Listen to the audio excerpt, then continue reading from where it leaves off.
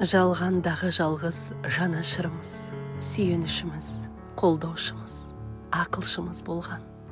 Ардақты анамыз Ғазиза Зейноллақызы 2024 жылы сәуірдің 2 күні 87 жасында дүниеден озды. Осынау ұзақ ғұмыр жолында ол сан қилы қиындықты бастан өткерсе де, сабырлы да жайма шуақ мінезін, жайдары қалпын сақтап қала білді. Қимастық, анаға деген сүйіспеншілік, балалық махаббаттың құдіретін сөзбен жеткізу мүмкін емес. 87 деген ұрпақ өрбіткен, немере сүйген, сан алуан өмір мектебінен өткен адамның ұлы ғасыры. Бұл дегенің той ғой деушілер табылар. Бірақ бұл қоштасу, сағыныш, қимастық, жүректе қалған орынның ешқашан толмайтынын мойындау. 87 жас адамға берілетін үлкен сый, бірақ бізге бұл да аз. Анамыздың төрдегі ойсырап тұрған орнын көрген сайын жанарымыз жасқа толып, жүрегіміз қарс айырыла жаздайды. Нәзіктік атаулының жиынтығы ананың алақаны. Ол сәби үшін ең жылы ұя депті бір данышпан. Асыл анамыздың аял алақанын, жұмсақ мінезін, мейірлі үнін қатты сағынып жүрміз. Өмірі мен өнеге үлгі болған асыл анамыз Ғазиза Зейноллақызы 1937 жылы 10 сәуірде Атырау облысы Құрманғазы ауданында дүние есігін ашып, бар саналы ғұмырын адал еңбекке, ұрпақ тәрбиесіне арнады. Тамыры терең текті елден, яғни қылыш кескен, шеркеш руынан өрбіген ұрпақтың өкілі. Әкесі Зейнолла мен анасы Фаруза 3 баланы өмірге әкеліп, ұлағатқа жеткізген.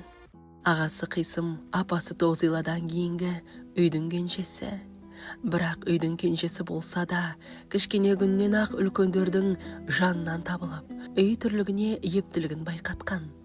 Ардақты анамыз Панфилов атындағы 8 жылдық мектепті аяқтаған соң еңбекке ерте араласты. Кейін толымы желбіреген балауса қыз Жамбыл колхозына жұмыс орналасты. Бұғанасы бекімеген жас болса да, еңбектің ыстық суығына төзді. Таңнан тұрып, қара кешке дейін бір тыным таппады. Судың да сұрау барын біліп, нәпақасын адал термен тапты. Осылайша ауыл шаруашылығының дамуына сүбелі үлесін қосты. Кейін Атырау балық зауытының консерва цехында еңбек жолын жалғастырып, ұзақ жыл табаны аудармастан жұмыс істеді. Шаршаса да шағымданбады.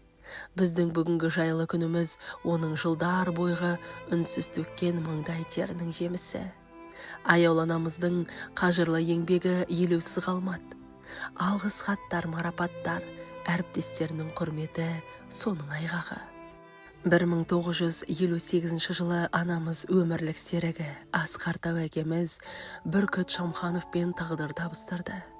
Сол күннен бастап бір шаңыраққа жылу, бір әулетке береке орнады. Әкеміз екеуі өмірдің ыстық суығын бірге кешіп ұрпақ өсірді.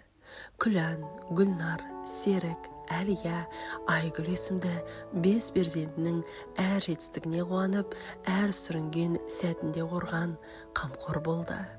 Бала үшін барын берді. Арманы олардың амандығы мен бақыты болды. Сол арманның жолында аянбады. Түн ұйқысын 4 бөліп, әрқайсының жақсы адам болуын тіледі. Мектепке ертіп апарып, киімдерін бүтіндеп, ас суын қамдап, дүниеге қабілетті, тәрбиелі, адал ұрпақ тәрбиеледі. Қиындықта қайыспай, қуанышта қанаттанып, ұлын ұяға қондырды. Қыздарын қияға ұшырып, өрісті өмірге жолдама берді. Анамыз үшін бақыт балаларының бақыт еді. Солар үшін өмір сүрді, солардың күлкісі оның жан тыныштығы, жетістігі, өз мақтанышы еді. Құдаларымен құдайындай сыйласты. Ағайын туыс, ауыл аймағымен жарасымды ғұмыр кешті. Татулық пен түсіністіктің дәнекері бола білді. Сөзге тоқтайтын, ағайынды ұйыстыратын парасат иесі еді.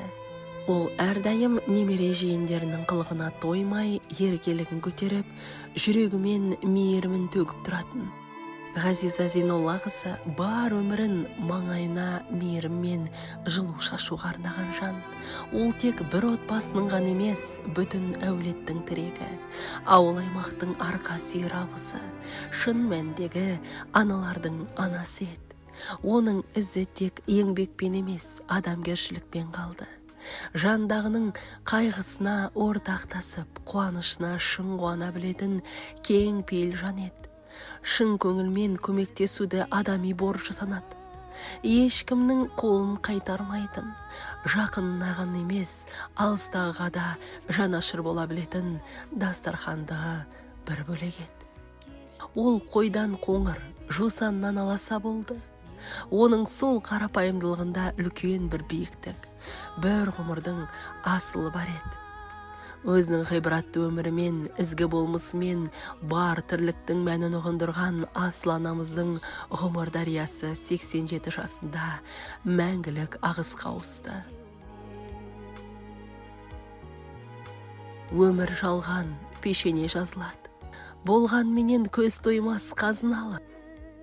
Ешкімде құтылмаған ажал құрық, тыңдамаған ешкімнің назын әлі. Қолдан келер жақсы із қалдыру, іздейтұғын пендеміз мұздан жылу. Сыздағанмен жүректері амалғанша сезіндірер күн алға озғандығын. Арман деген пенде үшін бітпейді екен, әр күн сайын гүлденіп көктейді екен. Сағыныштың самалымен желпіп өтіп, жан дүниені үнсіз ғана ептейді екен. Айбыны Алатаудай аяулана, қашанда арқа сүйер болдың өзің. Сіз барда дүниеде кең боп еді, сіз кеткелі сынақтай болды сезім. Есімізде ғажап жылы үніңіз, ғибрат еді өткізген әрбір күніңіз. Кешір ана, кештеу білсек қадіріңді, түсіндік мынау өмірдің мән өзіңіз. Асыл анамыз, ардақты әжеміз Ғазиза Зейноллақызы өмірден озғанымен, оның артында қалдырған жарқын ісі, парасатты сөзі мен ғибратты ғұмыры біз үшін мәңгі қымбат естелік болып қала бермек. Бүгінде оның ақыл кеңесі, жұмсақ мінезі, кең пейілі, әр адамға жанашырлықпен қарайтын дархан көңілі қатты жетіспейді. Оның сөзін еске алсақ, жылу сезінеміз. Бейнесін көз алдымызға елестетсек, мейірім көреміз. Біз үшін ол тек қана ана емес, тұтас тарих. Біз үшін ол көшкен бұлттай естелік емес, жүрегіміздің төрінде мәңгі сақталатын жарық сәуле. Жаныңыз жанатта, мекеніңіз пейіште болсын, асыл ана.